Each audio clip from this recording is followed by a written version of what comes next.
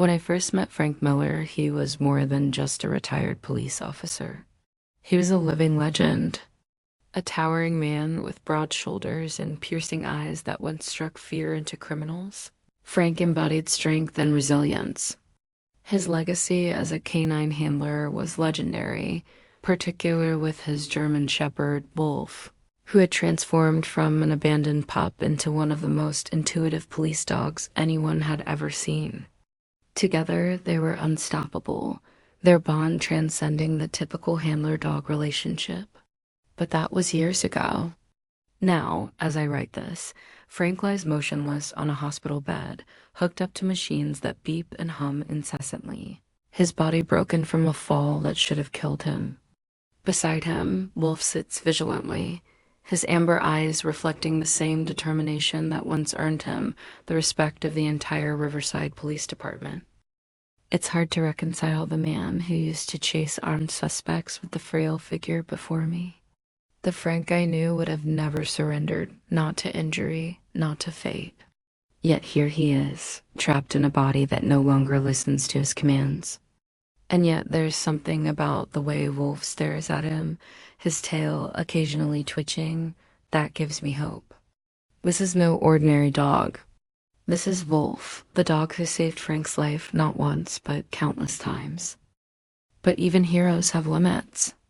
The fall from the ladder 2 years ago didn't just break Frank, it shattered his family.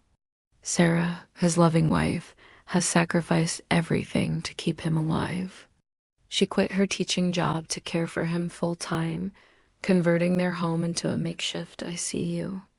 The bills pile up, the stress mounts, and the arguments between their children grow fiercer. Michael, their son, wants to move forward with life, while Lisa, their daughter, insists on holding on to hope.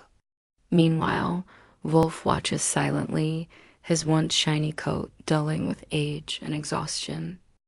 Then came Thomas Wilson, the wolf in sheep's clothing, a real estate developer with a reputation for preying on vulnerable homeowners. Wilson offered Sarah a deal too good to refuse: sell the house and clear the medical debt. But something about Wilson made me uneasy.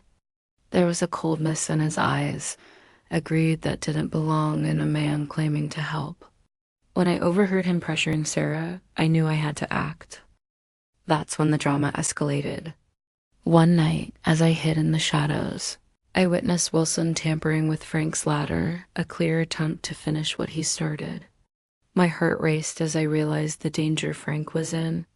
If Wilson succeeded, no one would ever know the truth. But Wolf, bless his soul, sensed the danger. That night, the usually calm dog barked incessantly, forcing Wilson to abandon his plan. It was a close call, and it made me realize that Wolf wasn't just a dog, he was Frank's protector, his guardian angel, even when Frank couldn't protect himself. Now, as I sit here writing this, I wonder if Frank will ever wake up. Will Wolf continue to stand by him? Or will the weight of 2 years of vigil crush him?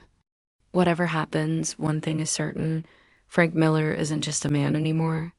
He's a symbol of resilience, of love, of hope. And Wolf? Well, Wolf is the reason we're still fighting. Wolf wasn't just any dog. He was Frank's shadow, a living testament to loyalty that defied all odds. From the moment Frank collapsed, Wolf refused to leave his side, even when the hospital staff pleaded for him to retreat. The sterile ICU room, filled with the hum of machines and the faint scent of antiseptic, became a battlefield where Wolf fought not just for his master, but for their shared history. For 2 years, he stood guard, his amber eyes never faltering, his body rigid with determination. Nurses whispered about him in hushed tones, some calling him a saint, others labeling him disruptive. But no one dared challenge his authority. Wolf had become the unspoken ruler of the ICU, a silent enforcer who tolerated no interference with Frank's recovery or lack thereof. The hospital corridors echoed with tales of Wolf's peculiar behavior. He barked fiercely whenever anyone approached Frank's bed, whether it was a doctor adjusting 4 lines or a nurse checking vitals. His growls grew louder as the days passed, a guttural sound that resonated through the sterile halls. Staff began to avoid the ICU wing altogether unless absolutely necessary, their steps slower, their voices softer. Even the janitors tiptoed past the door, whispering about the guardian who watched over the comatose man like a sentry. It wasn't uncommon to hear Sarah plead with him. "Wolf, you've done enough. Please eat something." But Wolf ignored her pleas, his focus unwavering. His coat, once shiny and sleek, now bore the marks of neglect. His paws, callous from pacing endlessly, left faint scratches on the hospital floor. At night, when the lights dimmed and the world outside fell silent, Wolf's vigil intensified. He would lie at the foot of Frank's bed, his breathing synchronized with the rhythmic beat of the heart monitor. Occasionally, his ears would perk up at the faintest noise, a nurse's footsteps, a doctor's hurried approach. His growl would rumble low and menacing, a warning that Frank was untouchable. During these moments, Sarah often found herself staring at the two figures intertwined in their silent communion. Frank's motionless form, hooked up to tubes and wires, seemed almost fragile compared to Wolf's imposing presence. Yet there was a harmony between them, an invisible bond that transcended language and reason. Even the hospital administrators couldn't ignore Wolf's persistence. After weeks of disruptions, they finally relented, granting him limited supervised visits. This concession, though begrudging, became a lifeline for Sarah. Watching Wolf at Frank's bedside, she found solace in his presence. "He's not just a dog," she confided to Lisa one evening, tears brimming in her eyes. "He's Frank's voice, his advocate, even when Frank can't speak for himself." Lisa nodded, her gaze lingering on the canine sentinel. "If Wolf thinks Frank's still in there, then maybe we shouldn't give up either." But Wolf's steadfastness came at a cost. His once vibrant coat dulled with age, his movements slowed, and his appetite waned. The veterinarians monitored him closely, prescribing supplements and vitamins, but nothing seemed to ease the weight on his shoulders. At night, Sarah would hear him whimper softly, a sound that haunted her dreams. She knew the truth. Wolf was sacrificing himself for Frank, giving everything he had to keep the spark of life alive in his master. One evening, after a particularly grueling day, Sarah sat beside Frank's bed, her hand resting on his cold palm. Wolf, sensing her distress, limped to her side and rested his head on her lap. His eyes, though clouded with fatigue, held an intensity that spoke volumes. "You're killing yourself for him, aren't you?" she whispered, stroking his fur. Wolf didn't respond, but his tail thumped weakly against the floor, a silent acknowledgement of his unyielding commitment. In those 2 years, Wolf became more than a dog. He became a symbol of hope, a beacon of resilience in the darkest depths of despair. His loyalty was legendary, his devotion unparalleled. And yet Sarah wondered how much longer he could endure. How much longer could this earth-shattering bond withstand the weight of 2 years of vigil? The winds of change swept through the Miller household with the arrival of Thomas Wilson, a real estate developer who seemed to materialize out of thin air. His polished charm and sweet smiles masked an ambition that sent shivers down the spine. Wilson's visits became increasingly frequent, his proposals laced with promises of salvation wrapped in the guise of financial assistance. To the untrained eye, he appeared as a savior, offering a lifeline to a family teetering on the brink of collapse. Yet beneath his veneer of benevolence lurked a predator, keenly aware of the vulnerability of Frank's loved ones. With each visit, Wilson pressed harder, his persuasive tone masking a sinister intent. He knew the family's financial straits, the mounting medical bills, and the desperate hopelessness that clung to every corner of their lives. It was in this fragile state that Wilson saw opportunity, a chance to exploit their weaknesses and acquire their cherished property. Wilson's entrance coincided with a dark period for the Millers. As frankly motionless in his hospital bed, Sarah struggled to keep their heads above water financially. The house, once a sanctuary of laughter and warmth, now felt like a prison sentence. Every knock at the door triggered a cascade of emotions, hope mingled with dread. Wilson's presence was like a shadow cast over their lives, growing darker with each interaction. His offers, though couched in terms of compassion, carried a weight that threatened to crush the family's spirits. Sarah, who had initially dismissed him as a nuisance, soon realized the danger he posed.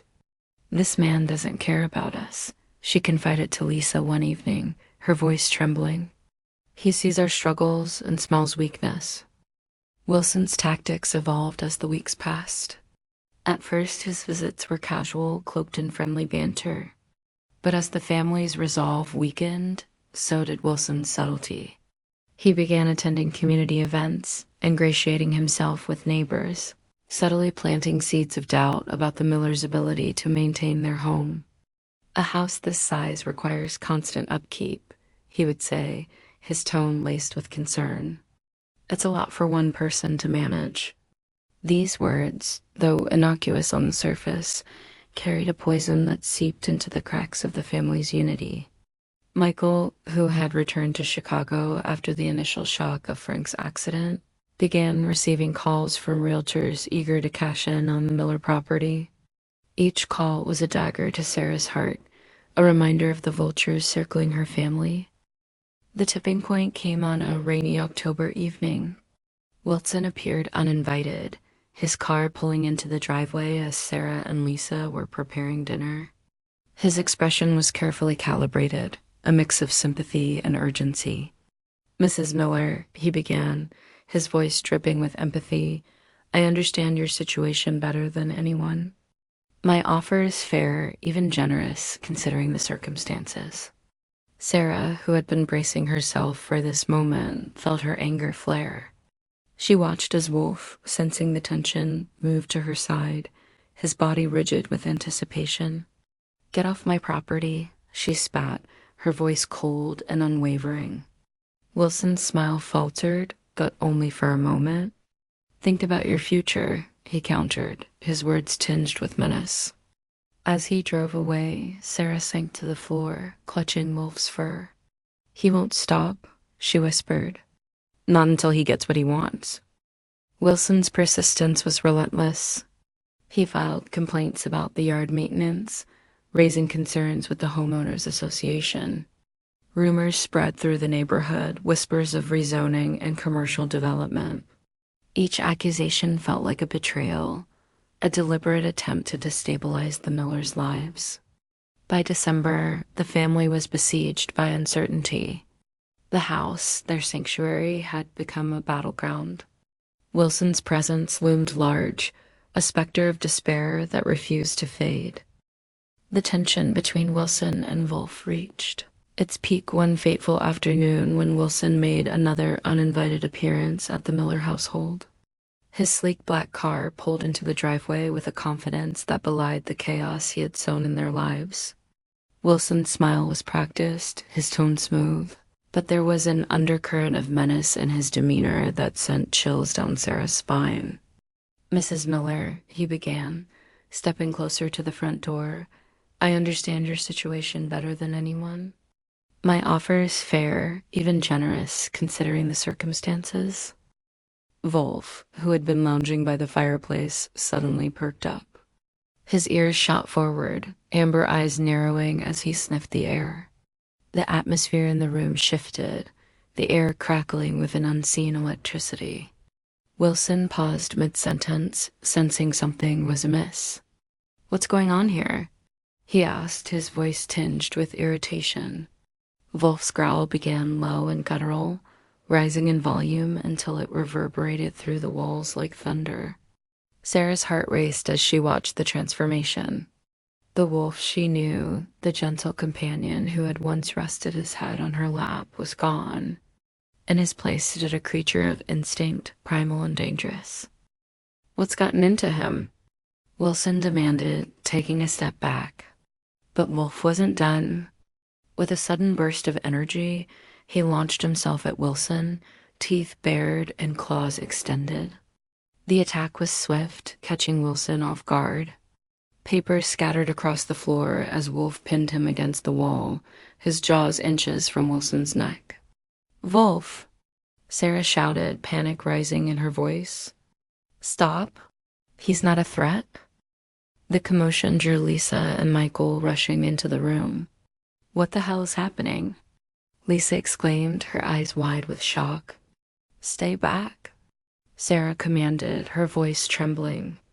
"This is between him and Wilson." Wolf's growl deepened, vibrating through the walls like a bass drum. The once polite developer turned pale, his facade crumbling under the weight of Wolf's fury. "Get him off me!" Wilson shrieked, his composure shattered.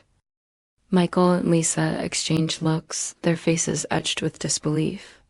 "Dad told me about the ladder," Michael muttered, recalling Frank's cryptic warning. "He said something wasn't right." Sarah's heart sank as realization dawned. Wilson had been tampering with their property, exploiting their vulnerabilities. "You tampered with the ladder," she accused, her voice trembling with anger. "You tried to kill him?" Wolf's actions spoke louder than words. As Wilson squirmed under the dog's weight, Sarah noticed something extraordinary. Wolf's nose twitched, his focus sharp as he sniffed at Wilson's jacket. "He's found evidence," Lisa whispered, her eyes widening. "Look at his eyes, they're searching for proof." Indeed, Wolf's movements were deliberate, almost forensic. He pawed at Wilson's pockets, retrieving a small screwdriver and a tube of lubricant tools used to sabotage the ladder. The room fell silent as the pieces clicked into place.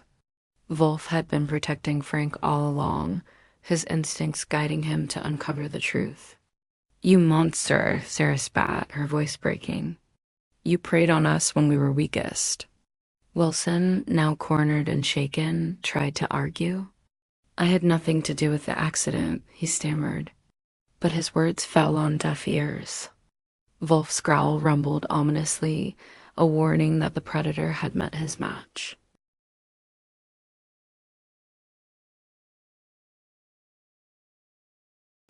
Each note timed to perfection.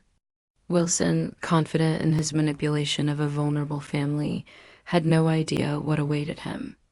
They played their parts flawlessly, Sarah playing the grieving widow and Lisa, the concerned daughter, while Michael acted as the intermediary broker, handling all communication with the deceitful developer.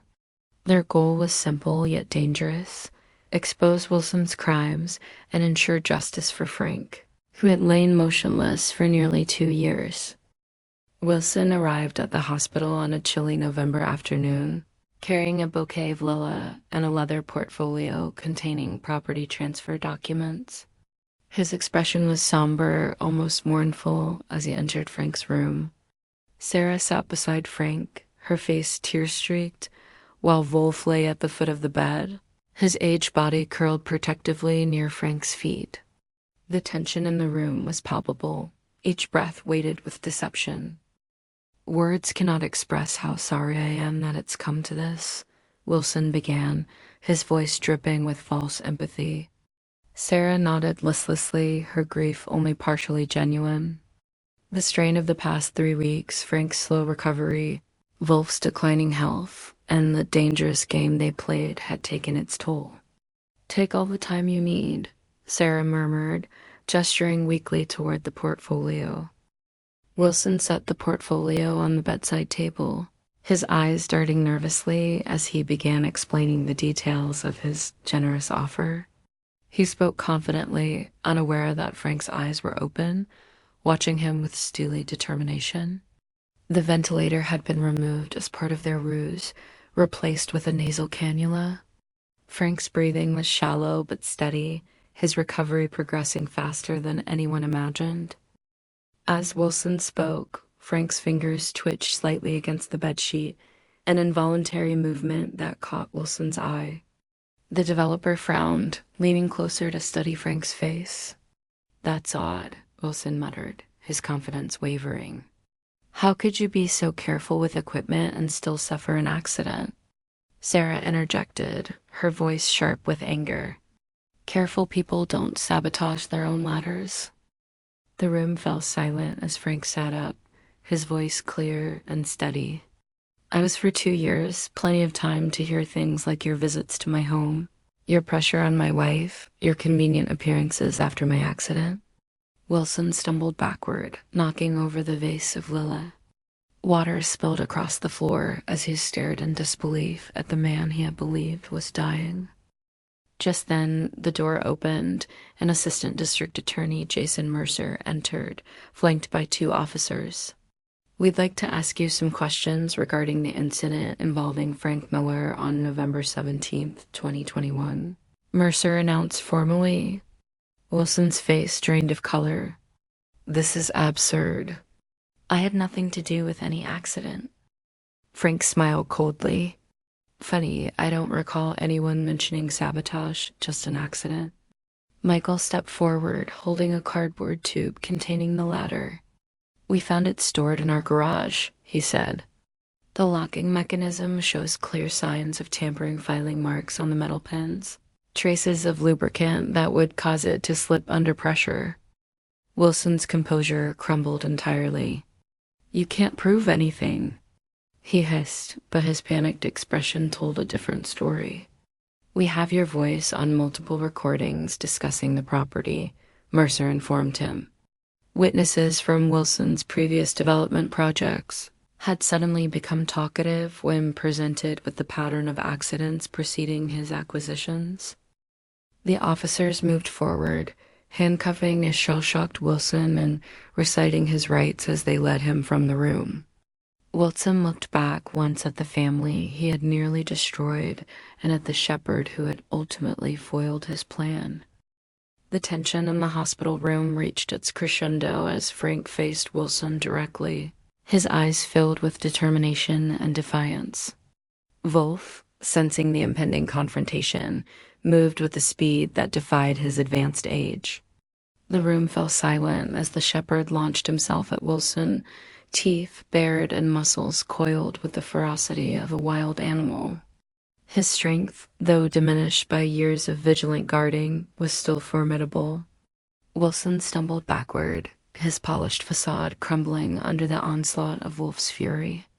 The once calm developer cried out in terror as Wolf's jaws closed around his sleeve, dragging him across the room with alarming force.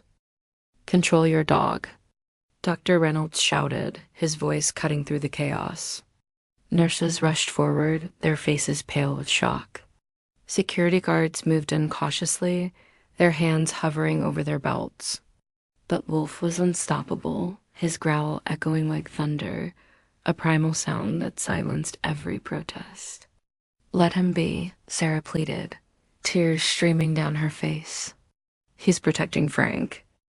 The room seemed to shrink as Wolf pinned Wilson against the wall, his amber eyes glowing with a fierce intelligence. Wilson's mask of calm shattered entirely as he realized the gravity of his situation. You can't," he stammered, his confidence evaporating like smoke. Frank, seated upright in his wheelchair, watched with a mixture of awe and pride. "Good boy," he whispered, his voice steady despite the adrenaline coursing through him. The scene was surreal, a collision of human and animal instincts that left everyone breathless. Wolf's assault was relentless, his body shaking with exertion as he held Wilson in place. Sarah and Lisa exchanged tearful glances, their hearts aching for the beloved companion who had given everything for them. Michael stood frozen, his mind racing with conflicting emotions. "He's killing himself," Lisa whispered, her voice breaking. "For Dad." As the paramedics arrived, Wolf finally released Wilson, retreating to Frank's side with a dignity that spoke volumes. His breathing was labored, his coat damp with sweat. "Take him to the vet," Sarah ordered, her voice trembling. Now, Wilson, dazed and bruised, was led away in handcuffs, his arrogance replaced by a newfound humility. The room emptied, leaving Frank and his family alone with Wolf. Over the next few days, Wolf's condition worsened. His once vibrant coat dulled, his movements slowed, and his appetite disappeared. Dr. Morales examined him thoroughly, her expression grim. "He's given everything he had," she told Sarah privately. "His heart is failing."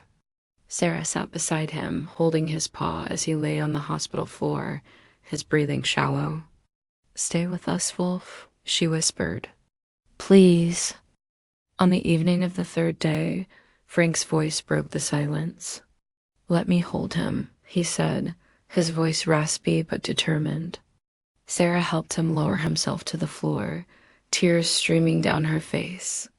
Wolf opened his eyes, his amber gaze meeting Frank's with a depth that defied comprehension. "Thank you," Frank murmured, tears pricking his own eyes. "You did it, boy. You saved me." Wolf's tail thumped weakly against the floor, his final acknowledgement of a life well lived. His breathing grew shallower, his heart slowing until it stopped altogether. Sarah buried her face in his fur, sobbing uncontrollably. "No," she whispered. "Not like this." The loss was devastating, but Frank's voice cut through the grief. "He knew," Frank said, his hand resting on Sarah's shoulder. "He knew he had to finish what he started." The family gathered around Wolf's body, their hearts heavy but their spirits buoyed by the knowledge that he had died doing what he loved, most protecting those he loved.